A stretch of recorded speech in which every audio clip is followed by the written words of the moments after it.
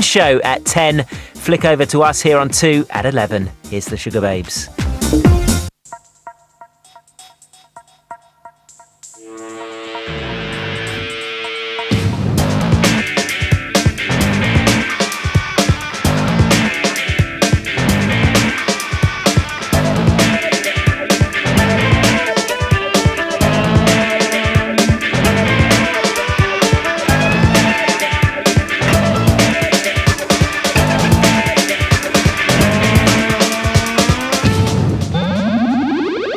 On the surface, the success of UK band the Sugababes appears as straightforward as it has been spectacular.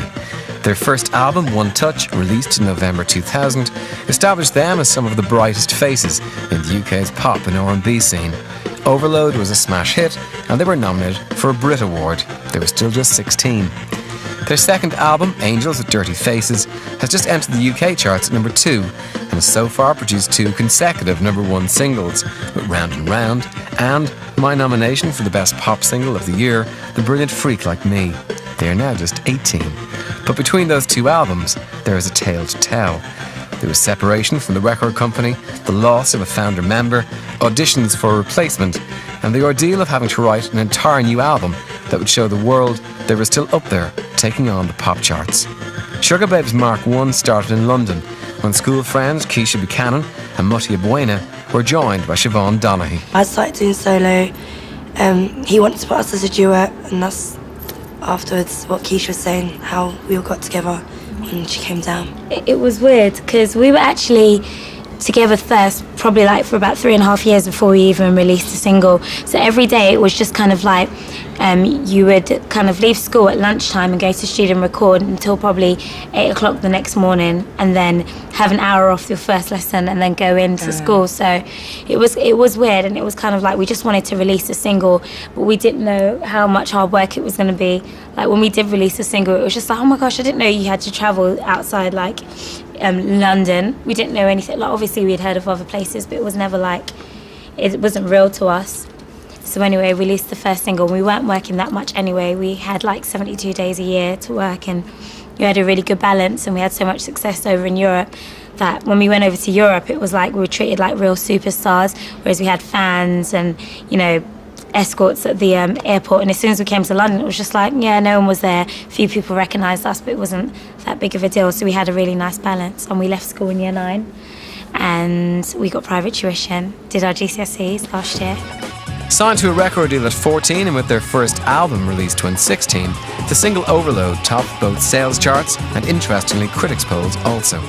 It was pretty mad because obviously it was our first single, and like the first 5 months when we first released, we were nominated for the Brit Awards, and we were like, oh my gosh. So we didn't know how fast or quick it was going to go for us. And then afterwards, we started releasing like Run for Cover, New Year and stuff. We realised that we were actually known for our music afterwards, because I think during that time it was like this whole big competition everyone thought was between us and Atomic Kitten, and I think that's when it first started, like back in the day. It was really cool as well because we've always like been like respected in a sense for our music, so that was cool. Because the first thing when we came out, everyone was just like, Overload's such a great track, no one knew our ages or anything, so we wasn't judged, and we've always had credibility from the beginning, so that was really nice as well. And that's what we've always wanted, just kind of to be respected for the music, but it was like we wanted to get our personalities out. Strange fear I ain't felt for years. The boys coming out close to tears. I can't let go of you now. Imagination's playing around for free. In my world, I take him out for tea. Oh my God, you can't say no.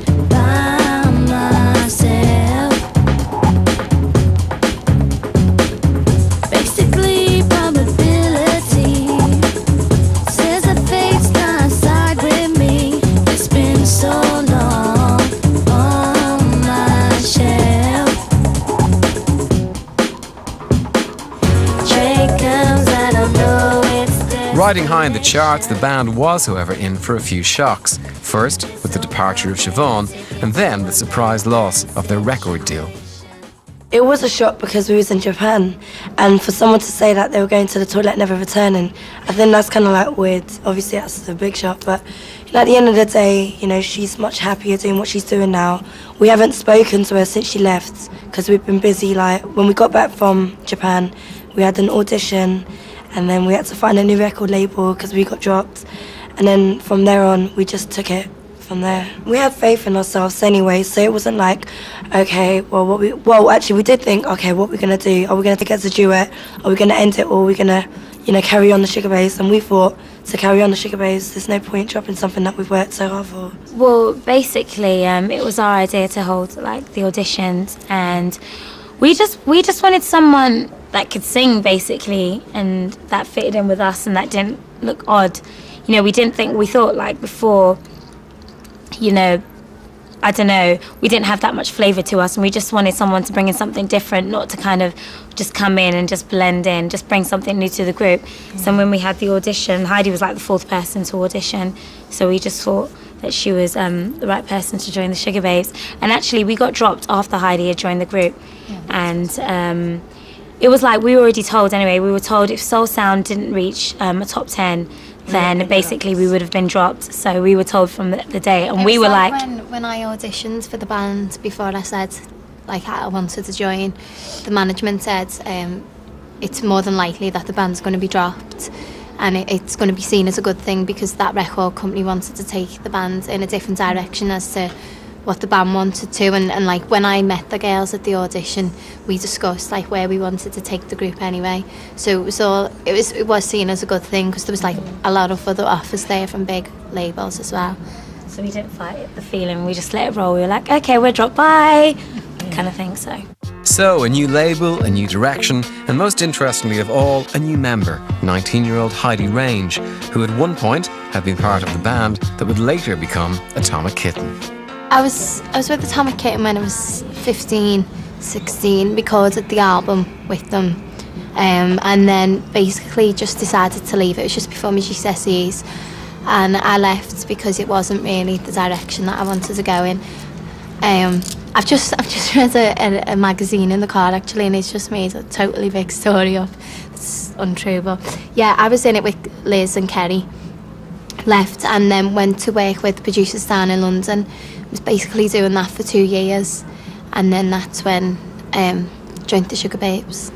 We had to start rehearsing the day after I joined, like because the girls had a gig in a week's time, so I had to learn the whole album and all the routines, and then we performed like the week after, didn't we? Yeah. I touch the sky.